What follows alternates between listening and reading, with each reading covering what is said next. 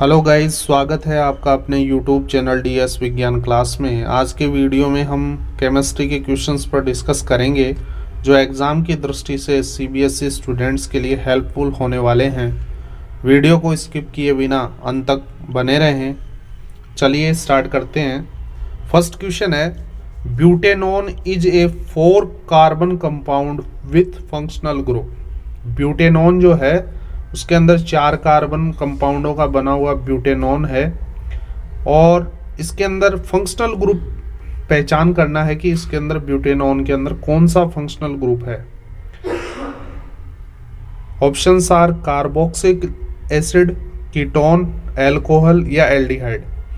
तो जब कभी भी कार्बन कंपाउंड के अंदर अगर फंक्शनल ग्रुप की पहचान करनी होती है तो उसका सफिक्स चेक किया जाता है कि इस कार्बन कंपाउंड के अंदर सफिक्स क्या लगा हुआ है। तो इसके अंदर है ब्यूटेन और ब्यूटेन के अंदर नॉन जुड़ा हुआ है NONE।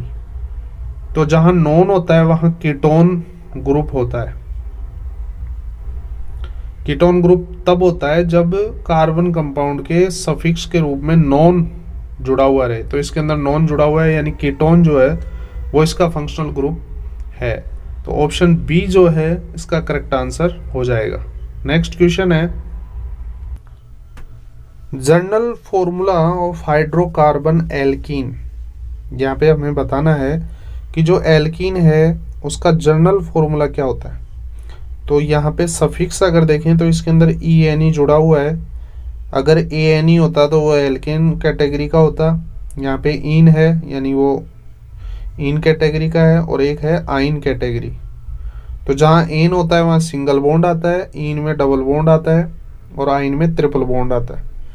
तो यहाँ पे अगर फॉर्मूले की बात करें, जनरल फॉर्मूला जिससे उस कार्बन कंपाउंड जो है हाइड्रोकार्बन उसकी पहचान की जाएगी या उसका फॉर्मूला लिखा जाएगा। तो एन का फॉर्मूला तो होता है CnH2n+2, इन का होता है CnH2n और आइन का होता है CnH2n-2। तो यहाँ पे पूछा है एल्कीन का, तो ऑप्शन जो CnH2n यानी ऑप्शन जो सी है वो इसका करेक्ट आंसर हो जाएगा। नेक्स्ट क्वेश्चन है, name the process by which unsaturated fats are change to saturated fats. मतलब उस प्रोसेस का नाम हमें बताना है जिसके अंदर अनसैचुरेटेड फैट जो है वो चेंज किया जाता है सैचुरेटेड फैट्स के अंदर। तो उस प्रोसेस को क्या कहते हैं। Options are carbonisation, colonisation, neutralisation या हाइड्रोजिनेशन। तो इस प्रक्रिया में क्या होता है कि H2 के साथ रिएक्शन होती है, ठीक है।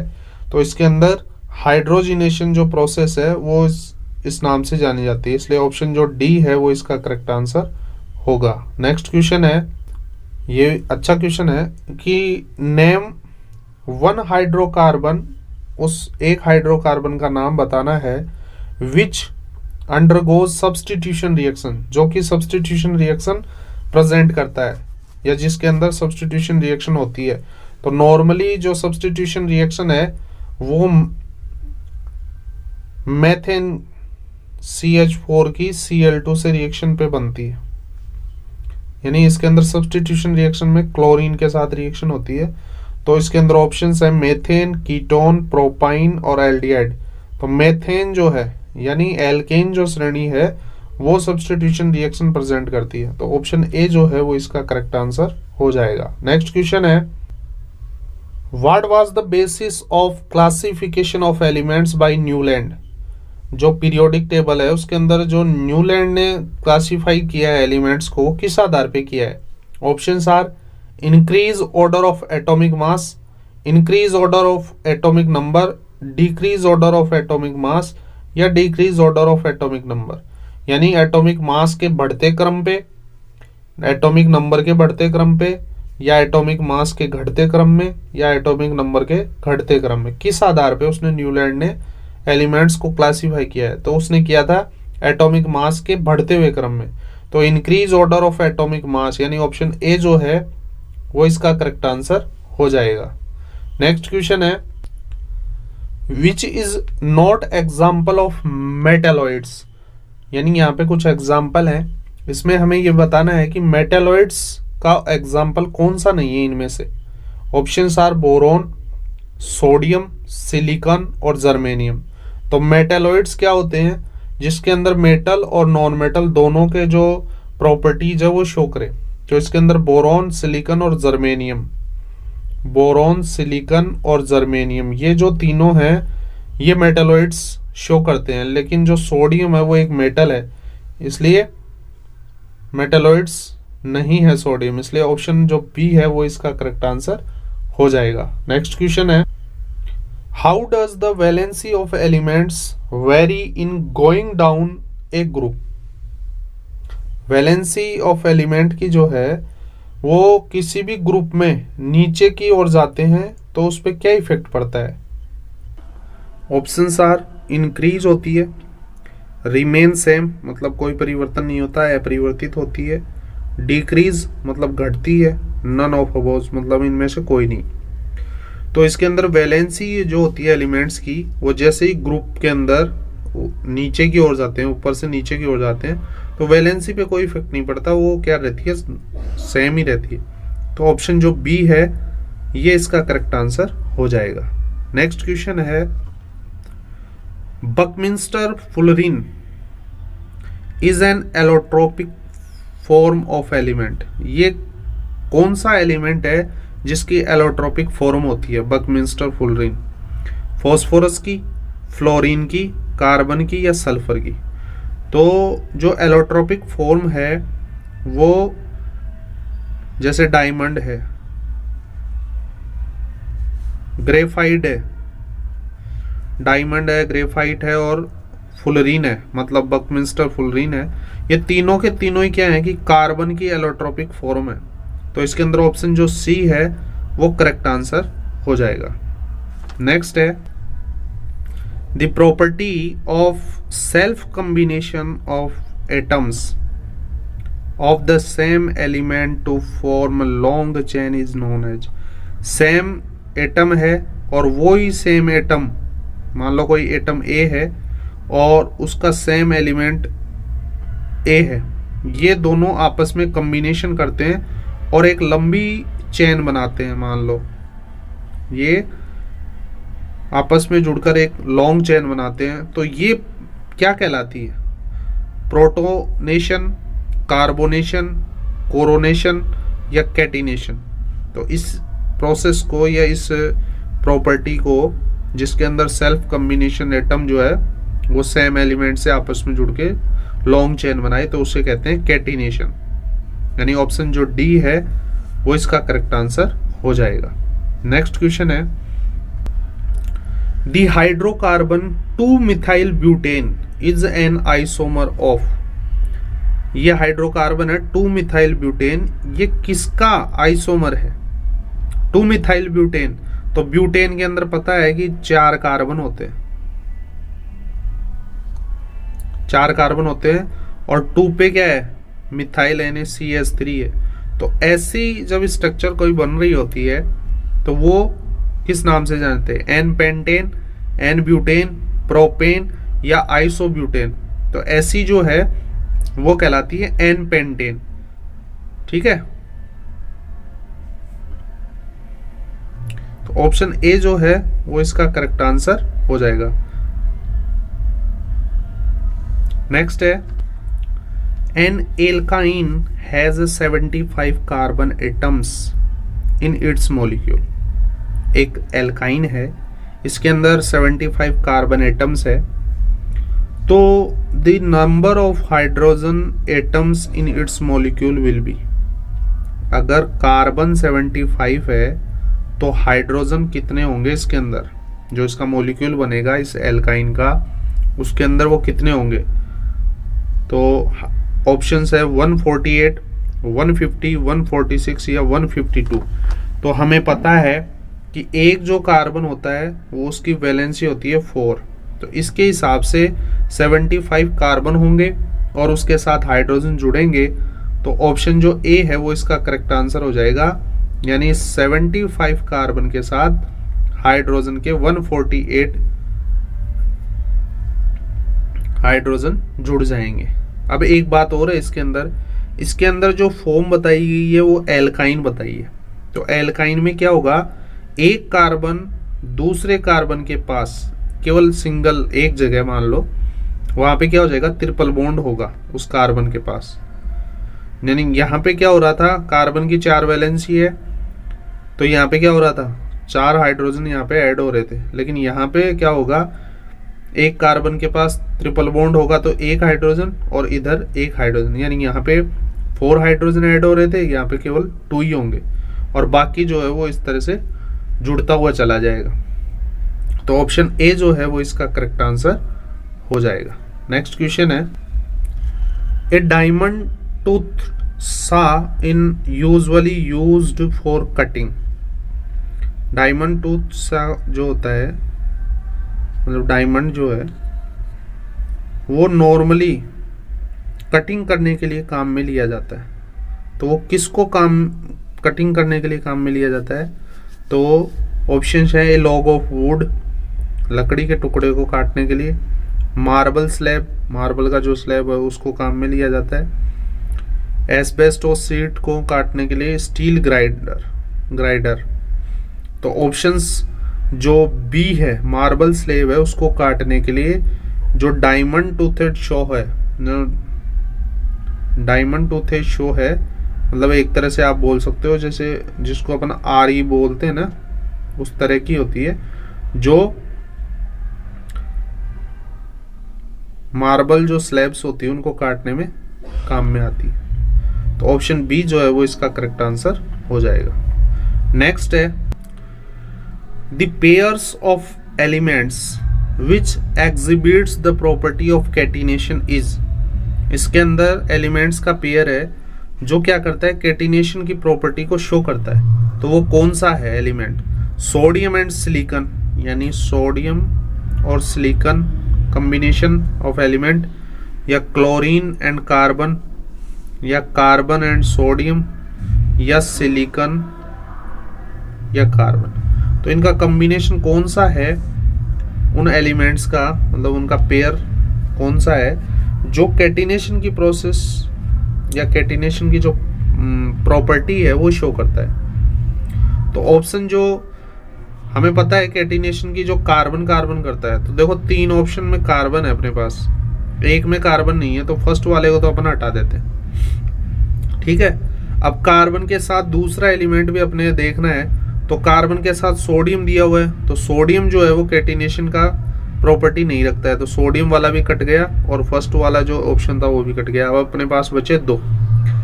एक है क्लोरीन एंड कार्बन, एक है सिलिकॉन एंड कार्बन। तो क्लोरीन जो है वो भी कैटिनेशन की प्रोसेस शो नहीं करता है, प्रॉपर्टी शो नहीं करता है। तो यहाँ पे जो ऑप्शन डी बच गया वो क्या करेगा, प्रॉपर्टी ऑफ कैटिनेशन शो करेगा, इसलिए ऑप्शन जो डी है वो इसका करेक्ट आंसर हो जाएगा। नेक्स्ट क्वेश्चन है, which of the following can not exhibit isomerism. यहाँ पे ऑप्शंस है, इनमें हमें ये बताना है कि कौन सा है जो आइसोमेरिज्म शो नहीं करता है। Options are C5H12, C4H10, C3H8 और C6H14। इनमें से कौन सा है जो आइसोमेरिज्म शो नहीं करता है, तो ऑप्शन जो सी है वो इसका करेक्ट आंसर हो जाएगा, C3H8। अब C3H8 को अगर स्ट्रक्चर अपन लिखें तो कार्बन 3 का मतलब होता है मैथ एथ प्रोप, और बाकी जो है इसके साथ हाइड्रोजन जुड़े हुए हैं। ठीक है, तो मैथ एथ प्रोप सभी जगह सिंगल बॉन्ड है, तो इसे प्रोपेन बोलेंगे। तो प्रोपेन जो है उसका आइसोमेरिज्म नहीं होगा। ठीक है, नेक्स्ट क्वेश्चन है, the hydrocarbon which has alternate single and double bond arranged in the form of a ring is. मतलब ये एक हाइड्रोकार्बन है, इसके अंदर ये कह रहा है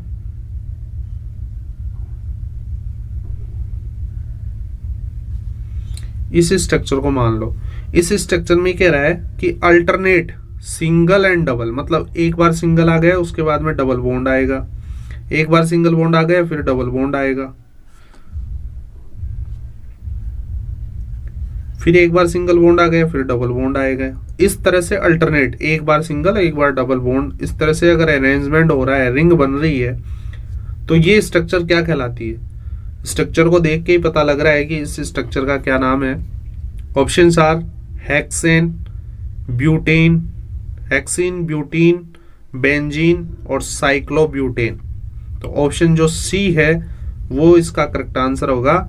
ऐसी स्ट्रक्चर को अपन बोलते हैं बेंजीन, C6H6, सॉरी हाँ C6H6 बेंजीन। ऑप्शन सी जो है वो इसका करेक्ट आंसर हो जाएगा। नेक्स्ट क्वेश्चन है, vinegar is a solution of about. Vinegar के बारे में बताना है कि ये जो सॉल्यूशन है ये कितना क्या परसेंट डिसॉल्व किया जाता है, कैसे तैयार किया जाता है। ऑप्शंस आर 5 से 8% ethanoic acid in alcohol. Ethanoic acid जो होता है उसको, एथेनोइक एसिड मतलब CH3COOH, जिसको एसिटिक एसिड भी बोलते हैं। तो ये जो एथेनोइक एसिड है इसको डिसॉल्व किया जाता है अल्कोहल में, इन एल्कोहल। सेकंड है 5 से 8% एथेनोइक एसिड इन वाटर, यहाँ पे अल्कोहल में डिसॉल्व कर रहे हैं, यहाँ पे वाटर में।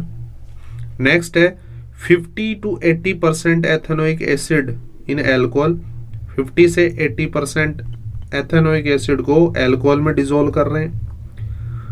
यानी हमें बताना है कि विनेगर सॉल्यूशन कैसे तैयार होगा या कैसे बनेगा। नेक्स्ट ऑप्शन है 5 से 8% एथेनोइक एसिड इन वाटर। 5 से 8% जो एथेनोइक एसिड है इसको वाटर में डिसॉल्व करना है। ये सेकंड और फोर्थ तो सेम सा हो गया ऑप्शंस, ठीक है। तो इसके अंदर इस एक ऑप्शन को तो अपन हटा देते हैं, 3 ऑप्शन ही रह गए अपने पास। 3 ऑप्शन के आधार पे अगर अपन देखें तो ये जो डिसॉल्व हो रहा है ये वाटर के अंदर होता है, ठीक है। वाटर के अंदर डिसॉल्व करके एथेनोइक एसिड को फिर विनेगर बनाया जाता है। तो ऑप्शन जो बी है इसको अपन करेक्ट आंसर मान लेते हैं। नेक्स्ट है, when the ethanol reacts with sodium metal. Ethanol जो है C2H5OH, ये एथेनॉल है, ये रिएक्शन करेगा सोडियम के साथ, तो इट फॉर्म्स 2 प्रोडक्ट, ये 2 प्रोडक्ट बनाता है। दीज प्रोडक्ट्स आर, वो प्रोडक्ट हमें देखना है कि कौन सा प्रोडक्ट बनता है। तो यहां पे ऑप्शन है sodium ethanoate and oxygen, sodium ethanoate and hydrogen, sodium ethoxide and oxygen, sodium ethoxide and hydrogen. तो यहां पे देखो क्या होगा, C2H5ONa ये रिएक्ट करेगा और यहाँ पे साथ में क्या है, हाइड्रोजन है। तो ऑप्शन जो डी है ये इसका करेक्ट आंसर हो जाएगा। नेक्स्ट क्वेश्चन है, chlorine reacts with saturated hydrocarbon at the room temperature in the, किसकी प्रेजेंस या एब्सेंस के अंदर ये रिएक्शन होती है। सैचुरेटेड हाइड्रोकार्बन जो होते हैं जिनमें सब में सिंगल बॉन्ड होता है, ये क्लोरीन के साथ रिएक्शन करते हैं। तो ये प्रेजेंस ऑफ H2SO4 की उपस्थिति में, मतलब प्रेजेंस H2SO4 में ये रिएक्शन करते हैं, या सनलाइट की प्रेजेंस में ये रिएक्शन करते हैं, सनलाइट के एब्सेंस में रिएक्शन करते हैं, या एब्सेंस ऑफ मॉइस्चर की में ये रिएक्शन करते हैं। तो हमें ये बताना है कि रूम टेम्परेचर पे जो सैचुरेटेड हाइड्रोकार्बन है वो क्लोरीन से रिएक्शन करके किसी की प्रेजेंस में करते हैं या एब्सेंस में करते हैं। तो वो क्लोरीन के साथ जो रिएक्शन होगी वो सनलाइट की प्रेजेंस में होगी। ये जो रिएक्शन होगी ना ये कहलाती है सब्स्टिट्यूशनल रिएक्शन। तो इस तरह से इसका जो ऑप्शन बी है, प्रेजेंस ऑफ सनलाइट है, वो करेक्ट आंसर हो जाएगा। नेक्स्ट क्वेश्चन है, soap molecule has a hydrophilic head and hydrophobic tail। Option B है hydrophobic tail and hydrophilic head, C option है hydrophilic head and hydrophilic tail, और D option है hydrophobic head and hydrophilic tail. तो इसके अंदर soap molecule के अंदर क्या होता है, हाइड्रोफिलिक तो होता है हेड और हाइड्रोफोबिक होता है टेल, यानी ऑप्शन ए जो है वो इसका करेक्ट आंसर हो जाएगा। नेक्स्ट क्वेश्चन है, when A vegetable oil is treated with hydrogen, vegetable oil जो है वो हाइड्रोजन के साथ रिएक्शन कर रहा है इन द प्रेजेंस ऑफ निकल कैटालिस्ट। वेजिटेबल ऑयल है वो रिएक्शन कर रहा है H2 के साथ, मतलब हाइड्रोजन के साथ, और ये जो रिएक्शन कर रहा है ये रिएक्शन कर रहा है निकल कैटालिस्ट की प्रेजेंस में, और ये फेट बना रहा है। तो ये किस तरह की रिएक्शन कहलाएगी, anodising reaction, substitution reaction, displacement reaction या एडिशन रिएक्शन। तो इस तरह की जो रिएक्शन है वो कहलाएगी। The usual disease caused by the excessive drinking of alcohol over a long period of time is, कौन सी बीमारी का कारण बन जाता है अगर अधिक मात्रा में एल्कोहल लिया जाए लंबे समय तक। डायबिटीज, कैटारैक्ट, सीरोसिस और अर्थराइटिस। तो ऑप्शन जो सी है ये इसका करेक्ट आंसर हो जाएगा, यानी लंबे समय तक अगर अल्कोहल को ड्रिंकिंग के रूप में अगर आप यूज ले रहे हो तो सीरोसिस जो डिजीज है उसका कारण बन जाएगा। नेक्स्ट क्वेश्चन है, which of the following can damage optic nerve leadings to blindness if taken internally. इनमें से ये ऑप्शंस है, इनमें से कौन सी चीज है जो क्या करती है, ऑप्टिक नर्व या अंधापन जो है उसका कारण बनती है और उसकी जो ऑप्टिक नर्व है वो डैमेज कर देती है। ठीक है, इफ टेकन इंटरनली, यदि उसको अपन इंटरनली मतलब ले लेते हैं, सेवन अगर उसका कर लेते हैं तो वो ऑप्टिक नर्व को डैमेज कर देती है और अंधा बना देती है। ऑप्शन है CH3COOH, C2H5OH, NaHCO3 या CH3OH। तो ऑप्शन जो सी है NaHCO3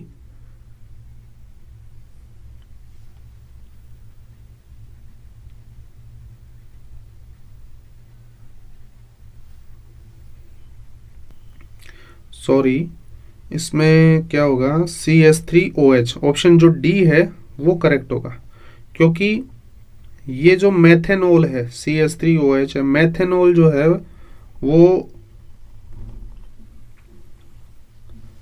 टॉक्सिक होती है ह्यूमन बॉडी के लिए, इसलिए मेथेनॉल की जगह एथिल अल्कोहल जो है, एथेनॉल है, उसका उपयोग किया जाता है। ये मेथेनॉल जो है ये टॉक्सिक होती है, हानिकारक होती है बॉडी के लिए। तो ऑप्शन जो डी है वो इसका करेक्ट आंसर होगा। नेक्स्ट क्वेश्चन है, one of the following substance is not added to make denatured alcohol, this is, कौन सा पदार्थ इनमें से है जिसके अंदर डी नेचर जो एल्कोहल है उसके अंदर मिलाया नहीं जाता इसको बनाने के लिए। Methyl alcohol, copper sulphate, chloroform या पाइरिडीन। तो ऑप्शन जो सी है क्लोरोफॉर्म उसके अंदर नहीं मिलाया जाता, यानी सी ऑप्शन जो है वो करेक्ट होगा। नेक्स्ट क्वेश्चन है, the fuel which usually Burns with A blue flame is, वो कौन सा फ्यूल है जो ब्लू फ्लेम के साथ बर्न होता है। Options are LPG, coal, candle wax या केरोसिन। तो कौन सा फ्यूल होगा वो, एलपीजी, क्योंकि एलपीजी को ना तो जलाना पड़ेगा, गैसीय रूप में होगा और वो पूरी तरह से बर्न होगा। उसमें ऐसे नहीं है कि कोल की तरह कि अगर बीच में जलना रुक जाएगा तो वो धुआं देना स्टार्ट हो जाएगा, ऐसा कुछ नहीं होगा। कैंडल वैक्स को भी जब जलाते हैं तो कई बार क्या होता है, येलो फ्लेम के साथ भी जलने लगता है, जब ऑक्सीजन की कमी हो जाती है उसको बर्न होने में प्रॉब्लम आती है। तो एलपीजी जो है वो सबसे बेस्ट फ्यूल होगा जो हमेशा यूजुअली है ना, हमेशा ब्लू फ्लेम के साथ ही जलेगा, एलपीजी। ऑप्शन ए जो है वो इसका करेक्ट आंसर हो जाएगा। नेक्स्ट क्वेश्चन है, which one of the following is not A fossil fuel. इसमें हमें देखना है ऑप्शनों में कि कौन सा है जो फॉसिल फ्यूल नहीं है, कॉक, चारकोल, कोल या पेट्रोल। तो ऑप्शन जो बी है चारकोल, वो करेक्ट आंसर इसका हो जाएगा। नेक्स्ट है, the molecular formula of an organic compound is C48 and H94. This compound belongs to homologous series of।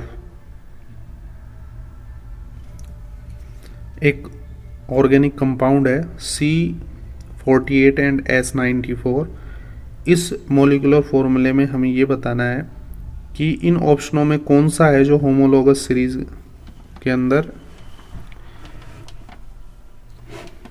आएगा इस मोलिकुलर फॉर्मूले में। तो वो है एल्कीन्स, एल्डिहाइड, एल्काइंस या एल्केन्स। तो होमोलोगस सीरीज में अगर हमें देखना है तो हमें डिफरेंस देखना होगा CH2 का, यानी जिस भी होमोलोगस सीरीज में वो आ रहा है कंपाउंड, उसमें CH2 का डिफरेंस होगा। तो यहाँ पे ऑप्शन जो C है वो इसका करेक्ट आंसर हो जाएगा, एल्काइंस। नेक्स्ट क्वेश्चन है, the functional group present in propanal. Propanal जहाँ जाता है वहाँ एल्डिहाइड होता है, और एल्डिहाइड इसके अंदर ऑप्शंस है OH, COOH, CO, CHO।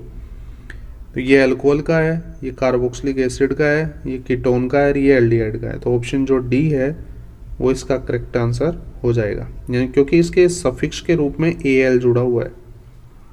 Next है, the Newland law of octaves for the classification of elements was found to be applicable only up to the elements। केवल ये जो न्यूलैंड लॉ ऑफ ऑक्टेट जो rule था Newland का, इसके अंदर जो एलिमेंट्स का क्लासिफिकेशन हुआ वो कब तक, कहाँ तक योग्य माना गया, यानी कहाँ तक जो क्लासिफिकेशन किया गया था वो सही था। ऑप्शंस है पोटेशियम, कैल्शियम, कोबाल्ट या फास्फोरस। तो ऑप्शन बी जो है वह कैल्शियम तक, मतलब 20 तक इसका जो क्लासिफिकेशन किया गया था वो सही था। उसके आगे ये एप्लीकेबल नहीं हो पाया ये रूल्स। उसके बाद में मेंडेलिफ ने क्लासिफाई किया था एलिमेंट्स को, उसके बाद में मोजले ने मॉडर्न पीरियोडिक टेबल बना के क्लासिफाई किया था। तो इसके अंदर ऑप्शंस जो बी है कैल्शियम, वो इसका करेक्ट आंसर हो जाएगा।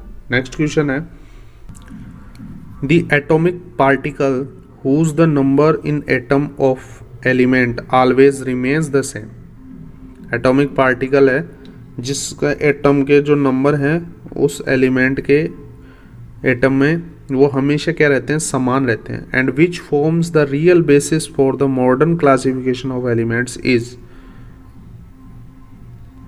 और मॉडर्न जो क्लासिफिकेशन है एलिमेंट्स का, या मॉडर्न पीरियोडिक टेबल बोल सकते हैं, उसके अंदर उसकी इम्पोर्टेंस ज़्यादा है, यानी रियल मतलब वो उसी के आधार पे उसको क्लासीफाई किया गया है मॉडर्न पीरियोडिक टेबल में एलिमेंट्स को। तो वो क्या है, एलिमेंट इलेक्ट्रॉन है, प्रोटॉन है, न्यूट्रॉन है या मेसॉन है। तो नॉर्मली जो मॉडर्न पीरियोडिक टेबल है वो एटॉमिक नंबर यानी जेड के आधार पे क्लासीफाइड की गई है, और जेड का जो नंबर होता है वो ही उसके प्रोटोनों का नंबर होता है, यानी ऑप्शन बी जो है ये इसका करेक्ट आंसर हो जाएगा। नेक्स्ट क्वेश्चन है, the atomic numbers of 4 elements, एक है P, एक है Q, एक है R और एक है S। ये एलिमेंट्स हैं और इनका एटॉमिक नंबर है जो 6, 8, 14 और 16, यानी इतने नंबर पे वो आ रहे हैं। तो 6 जो P जो एलिमेंट है जो 6 नंबर पे आ रहा है वो क्या आ रहा है, कार्बन। 8 पे आ रहा है ऑक्सीजन, 14 पे आ रहा है सिलिकॉन और 16 पे आ रहा है सल्फर। तो यहाँ पे ये बता रहा है कि कौन सा एलिमेंट है out of these elements known as metalloids, जो मेटेलॉइड शो करता है, जिसके अंदर मेटल और नॉन मेटल दोनों होते हैं। तो वो जो एलिमेंट है वो है सिलिकॉन, यानी ऑप्शन सी जो है वो इसका करेक्ट आंसर हो जाएगा। यानी आर जो एलिमेंट है वो मेटेलॉइड्स का जो प्रॉपर्टी है वो शो कर रहा है। नेक्स्ट है which of the following elements would loss an electron easily. हमें ये बताना है कि वो कौन सा एलिमेंट है जो आसानी से इलेक्ट्रॉन का लॉस कर देता है। ऑप्शंस आर पोटेशियम के, मैग्नीशियम Mg, सोडियम Na और कैल्शियम Ca। तो नॉर्मली जो इलेक्ट्रॉनों को लॉस कर लेता है वो ऑप्शन है ए, यानी पोटेशियम। ए ऑप्शन जो है वो इसका करेक्ट आंसर हो जाएगा। नेक्स्ट है which of the following elements does not loss an electron easily. Same 31 वाले क्वेश्चन की तरह ही है, उसमें यह था कि कौन सा इलेक्ट्रॉन जो है वो लॉस इजीली कर लेता है, और इसमें बताना है कि कौन सा जल्दी से इजीली जो है वो इलेक्ट्रॉन को लॉस नहीं करता है। Options are fluorine, sodium, magnesium, aluminium. तो ऑप्शन ए जो है फ्लोरीन, ए ऑप्शन जो है वो इसका करेक्ट आंसर हो जाएगा। नेक्स्ट क्वेश्चन है the element which has the maximum number of valence electron. इसमें ऑप्शंस में जो एलिमेंट दिखाई दे गए हैं इनमें हमें ये देखना है कि maximum number of valence electron कौन से एलिमेंट के हैं, सिलिकॉन, सोडियम, एल्यूमिनियम या फास्फोरस। एक नंबर सिलिकॉन का होता है 14, सोडियम का होता है 11, एल्यूमिनियम का होता है 13 और फास्फोरस का होता है 15। तो अगर इनके इलेक्ट्रॉनों की बात करें तो 14 में तो हो गए 2, 8 और 4, इसके हो गए 2, 8, 1, इसके हो गए 2, 8, 3 और इसके हो गए 2, 8, 5।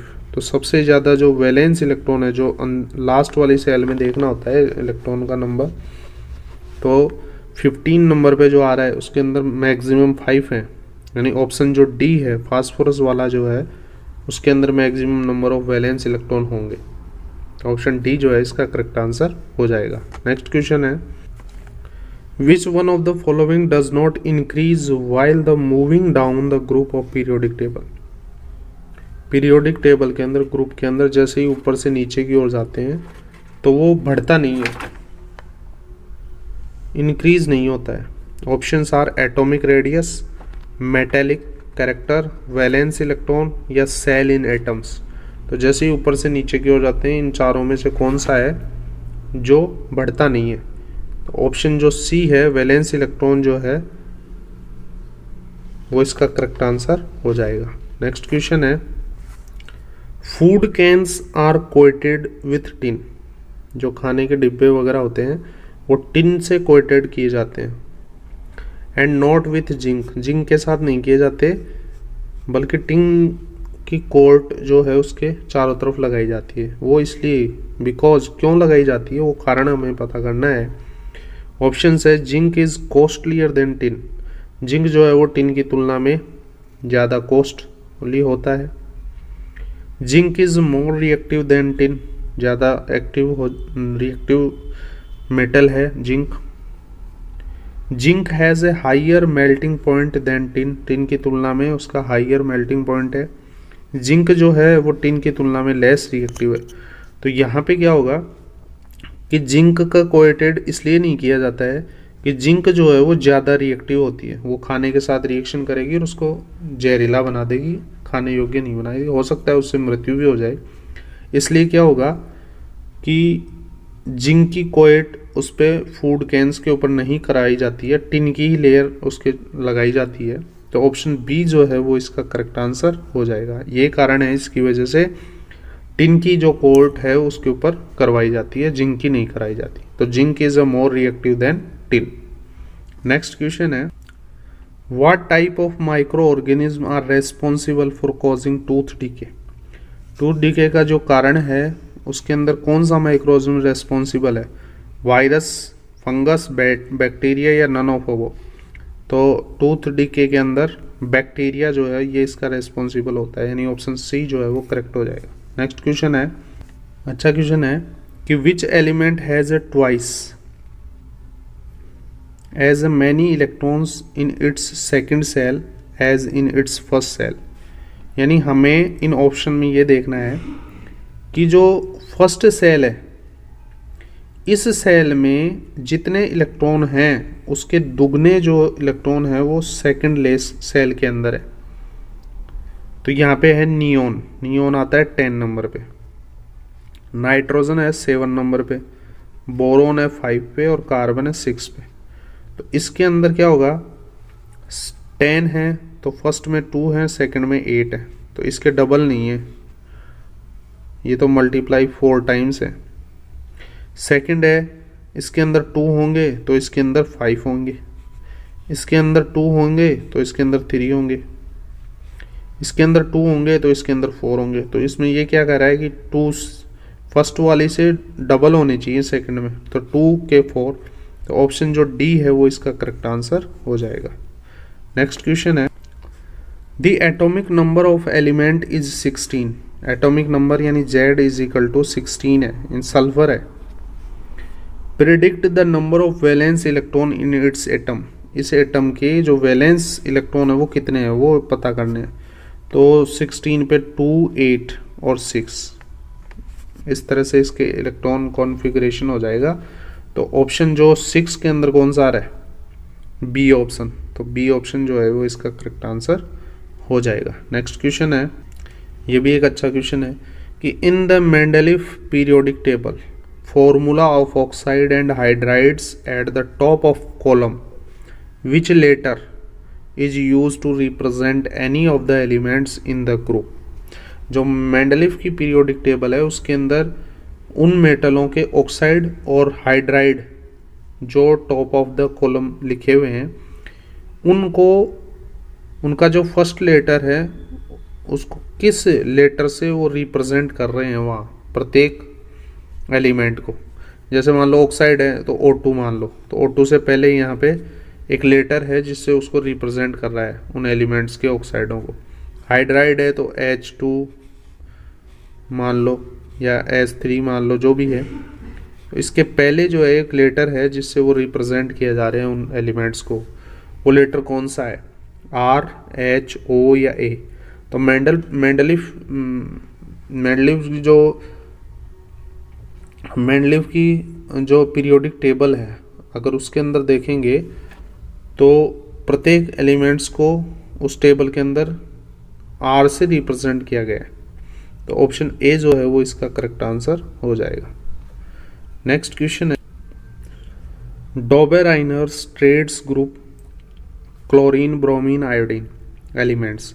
जो डॉबेराइनर ने ट्रेड ग्रुप बनाए थे उनके आधार पर क्लासिफाई किया था एलिमेंट्स को, उसके अंदर जो क्लोरीन, ब्रोमीन, आयोडीन वाला जो ग्रुप बनाया था उसका अंदर what is the average atomic mass of chlorine and iodine. तो क्लोरीन, फिर ब्रोमीन और फिर आयोडीन। तो इसके अंदर जो एवरेज एटॉमिक मास निकालना था उसमें क्या था कि क्लोरीन का एटॉमिक मास और आयोडीन का एटॉमिक मास, उन दोनों को ऐड करके उसमें 2 का डिवाइड देंगे तो बीच वाले का जो एटॉमिक मास है वो आ जाएगा। तो इस तरीके से ये जो ब्रोमीन है उसका इसके अंदर एवरेज एटॉमिक मास निकालना होता है। तो क्लोरीन जो है वो 17 नंबर पे आता है, तो इसका एटॉमिक मास 35.5 मान लो, और आयोडीन का जो है वो 126.9 मान लो। इसमें डिवाइड देंगे 2 का, तो जो ब्रोमीन है उसका एवरेज एटॉमिक मास आ जाएगा, वो इसका आंसर हो जाएगा। तो ऑप्शन ए जो है वो 79.9 है, ऑप्शन बी है 35.5, ऑप्शन सी है 126.9 और डी है 87.6। तो ऑप्शन ए जो है वो इसका करेक्ट आंसर हो जाएगा। नेक्स्ट क्वेश्चन है, which is not an example of allotropes of carbon. कौन सा एग्जाम्पल है जो कार्बन का एलोट्रोप्स नहीं है। Options are diamond, graphite, fullerene या हेलोजन। तो डायमंड, ग्रेफाइट, फुलरीन तो कार्बन के एलोट्रोप्स हैं, हेलोजन नहीं है, तो ऑप्शन डी जो है वो इसका करेक्ट आंसर हो जाएगा। नेक्स्ट क्वेश्चन है, which is not a homologous series compound. इन ऑप्शनों में हमें ये बताना है कि कौन सा होमोलोगस सीरीज का एग्जाम्पल नहीं है।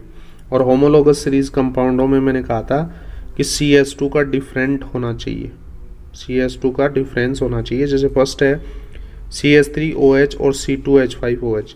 तो ये हालांकि सारे एल्कोहल के होमोलोगस सीरीज हैं। तो एल्कोहल के अंदर फर्स्ट में CH3 है, सेकंड में C2H5 है। यहाँ पे कार्बन 1 है, यहाँ पे कार्बन 2 है। तो यहाँ पे एक कार्बन का डिफरेंस है, यहाँ पे हाइड्रोजन 3 है, यहाँ पे 5 है, तो H हाइड्रोजन के 2 का डिफरेंस। तो ये तो होमोलोगस सीरीज का एग्जाम्पल हो गया। सेकंड है, हमें बताना है नोट कौन सा नहीं है। C2H5OH और C3H7OH, इसके अंदर डिफरेंस हो गया कार्बन 1 का, हाइड्रोजन 2 का। तो ये भी क्या है, होमोलोगस सीरीज का एग्जाम्पल है। थर्ड है C3 और यहाँ पे C4, तो एक कार्बन हो गया। H7 और H9, यहाँ पे भी H2 का डिफरेंस है, तो ये भी होमोलोगस सीरीज का है। अब जब 3 होमोलोगस सीरीज के हैं तो बच गया जो है वो ही होमोलोगस सीरीज कंपाउंड नहीं होगा। फिर भी देख लेते हैं, यहाँ पे C4 है, यहाँ पे C4 है, कोई कार्बन का डिफरेंस नहीं है। हालांकि हाइड्रोजन का डिफरेंस है H2 का, लेकिन कार्बन में कोई डिफरेंस नहीं है, इसलिए ऑप्शन जो डी है वो इसका करेक्ट आंसर हो जाएगा। अगला क्वेश्चन है, identify the different carbon functional group compound. Functional group जो है इसके अंदर कुछ डिफरेंट फंक्शनल ग्रुप, एक एग्जांपल ऐसा है जो बाकी 3 से अलग फंक्शनल ग्रुप में से लिया हुआ एग्जांपल है, तो वो कौन सा है, पहचान करनी है। फर्स्ट है साइक्लोहेक्सेन, क्लोरोहेक्सेन, आयोडोब्यूटेन या ब्रोमोपेंटेन। तो इसके अंदर हेक्सेन, ब्यूटेन, पेंटेन ये तो सही है, और क्लोरो आयोडो ब्रोमो ये तीनों क्या हैं, हेलोजन ग्रुप हैं। लेकिन साइक्लोहेक्सेन जो है वो अलग फंक्शनल ग्रुप है, इसलिए तो ऑप्शन ए जो है वो डिफरेंट है, इसलिए ऑप्शन ए जो है वो इसका करेक्ट आंसर हो जाएगा। नेक्स्ट क्वेश्चन है, what is the melting point and boiling point of acetic acid, यानी CH3COOH। ये जो एसिटिक एसिड है, इस एसिटिक एसिड का मेल्टिंग पॉइंट और बॉइलिंग पॉइंट बताना है। तो इसका जो मेल्टिंग पॉइंट होता है वो तो होता है 290, और जो बॉइलिंग पॉइंट होता है वो होता है 391। तो ऑप्शन ए जो है वो इसका करेक्ट आंसर हो जाएगा। नेक्स्ट क्वेश्चन है, which metal are not extraction by the process electrolytic refining. ये जो प्रोसेस होती है इलेक्ट्रोलाइटिक रिफाइनिंग, इसके अंदर कौन सी मेटल का एक्सट्रैक्शन नहीं किया जाता। कॉपर, जिंक, आयरन और निकल। तो इलेक्ट्रोलाइटिक जो रिफाइनिंग है वो आयरन का नहीं किया जाता। आयरन के अलावा इन तीनों का इस मेथड से ही एक्सट्रैक्शन किया जाता है। तो ऑप्शन सी जो है वो इसका करेक्ट आंसर हो जाएगा। नेक्स्ट क्वेश्चन है, name the reagent that is able to dissolve gold and platinum metals. उस रिएजेंट का नाम बताना है जो गोल्ड और प्लेटिनम मेटल को भी डिसॉल्व करने के काबिल होता है। Options are aqua aluminium, aqua regia, aqua acid या एक्वा मैग्नीशियम। तो गोल्ड और प्लेटिनम मेटल को गलाने के लिए, डिसॉल्व करने के लिए जो रिएजेंट होता है वो होता है option B, aqua regia. Option B जो है वो इसका करेक्ट आंसर हो जाएगा। और एक्वा रेजिया में क्या होता है कि HCl और HNO3 इन दोनों एसिडों का रेशियो के रूप में मिक्सचर तैयार किया जाता है, उससे फिर एक्वा रेजिया कहते हैं। नेक्स्ट है, which is not alkali metal. Alkali metal का एग्जाम्पल कौन सा नहीं है इसमें, बेरियम, लिथियम, सोडियम और पोटेशियम। बेरियम, लिथियम, सोडियम और पोटेशियम। और एल्कली जो मेटल होती हैं वो ग्रुप फर्स्ट वाले ही होती है। फर्स्ट ग्रुप जो होता है उसको एल्कली मेटल के नाम से जानते हैं। और लिथियम, सोडियम, पोटेशियम ये तीनों तो उस ग्रुप में आते हैं, लेकिन बेरियम नहीं आता। तो ऑप्शन ए जो है वो इसका करेक्ट आंसर हो जाएगा। नेक्स्ट क्वेश्चन है, which is represents the properties of lustrous where is not a metal. यहाँ पे कुछ एग्जाम्पल हैं, जिसमें से एक एग्जाम्पल ऐसा है जो लेस्ट्रस जो प्रॉपर्टी होती है, चमकीला जो प्रॉपर्टी होती है वो रिप्रेजेंट करती है, लेकिन वो मेटल नहीं है। क्योंकि नॉर्मली जो लेस्ट्रस प्रॉपर्टीज़ है वो मेटल रिप्रेजेंट करती हैं, और यहाँ पे उस मेटल का नाम नहीं है, वहाँ पे वो मेटल नहीं है, लेकिन फिर भी लेस टेस्ट जो प्रॉपर्टी है वो रिप्रेजेंट करती है। तो ऑप्शन है ब्रोमीन, आयोडीन, सोडियम या लेड। तो ऑप्शन बी जो है वो इसका करेक्ट आंसर हो जाएगा, यानी आयोडीन एक ऐसी मेटल नहीं है, नॉन मेटल है, लेकिन वो मेटल के जैसा ही जो प्रॉपर्टीज है वो शो कर रही है। नेक्स्ट है, what is the chemical formula of plaster of Paris. Plaster of Paris का केमिकल फॉर्मूला बताना है। Options are CaSO4 dot 2H2O, और सेकंड है CaSO4 dot 1H2O, CaSO4 dot half H2O, CaSO4 dot 1/4 H2O।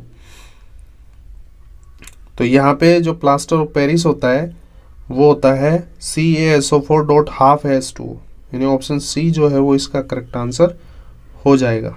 Next question है, अच्छा question है, arrange the elements in decrease order. Decrease का मतलब होता है सबसे ज़्यादा वाला पहले आएगा और सबसे कम वाला लास्ट में आएगा। डिक्रीज ऑर्डर बताना है अपने को, और डिक्रीज ऑर्डर किसका बताना है, जो एलिमेंट्स हैं उनके एटॉमिक रेडियस के आधार पे। तो यहाँ पे ऑप्शंस हैं boron, carbon, nitrogen, lithium, beryllium. Carbon, nitrogen, boron, lithium, beryllium, nitrogen, lithium, beryllium, boron, carbon, lithium, beryllium, boron, carbon, nitrogen. तो इनका जो रेडियस है, एटॉमिक रेडियस की जो स्ट्रक्चर है वो लिथियम की सबसे ज़्यादा होगी, फिर बेरिलियम की होगी, फिर बोरोन की होगी, फिर कार्बन की, और नाइट्रोजन की सबसे ज़्यादा एटॉमिक जो रेडियस होगी वो होगी, सॉरी कम होगी नाइट्रोजन की, क्योंकि डिक्रीज ऑर्डर हमें बताना है। तो ऑप्शन जो डी है वो इसका करेक्ट आंसर हो जाएगा। Thanks to watching video.